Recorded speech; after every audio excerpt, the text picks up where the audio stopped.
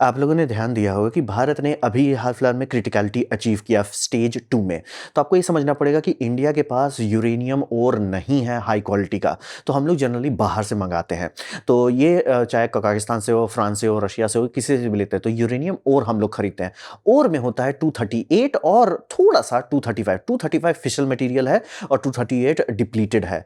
तो ये दोनों को हम एक रिएक्टर में जलाते हैं, जिसे हम लोग कहते हैं pressurised heavy water reactor.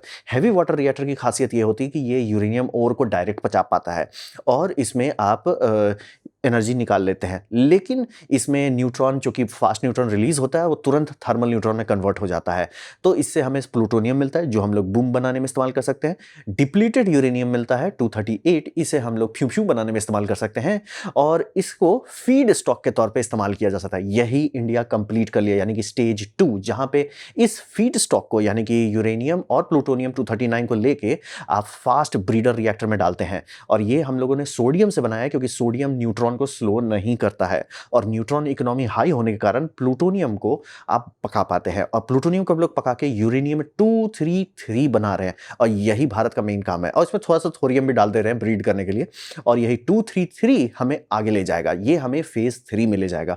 Phase 3 में हम लोग फाइनल ब्रीडर रिएक्टर बनाएंगे, जिसमें यूरेनियम 233 डाला जाएगा और ये थोरियम के साथ पकाया जाएगा, यानी कि थोरियम 232 डाला जाएगा। अब आपको पता होगा फिजन में न्यूट्रॉन रिलीज होते हैं। न्यूट्रॉन के अगल-बगल आपने थोरियम रख दिया, थोरियम ब्रीड हो जाएगा।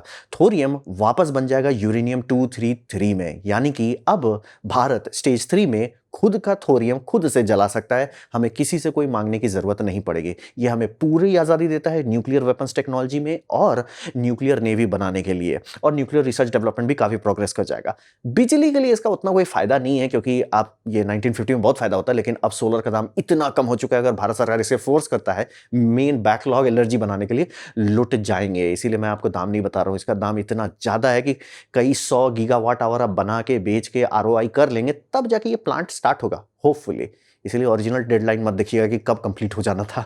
तो ये समझना पड़ेगा, पावर के लिए उतना प्रैक्टिकल नहीं है, लेकिन देश को आज़ादी देने के लिए, न्यूक्लियर टेक्नोलॉजी के लिए और न्यूक्लियर नेवी के लिए बहुत अच्छा है।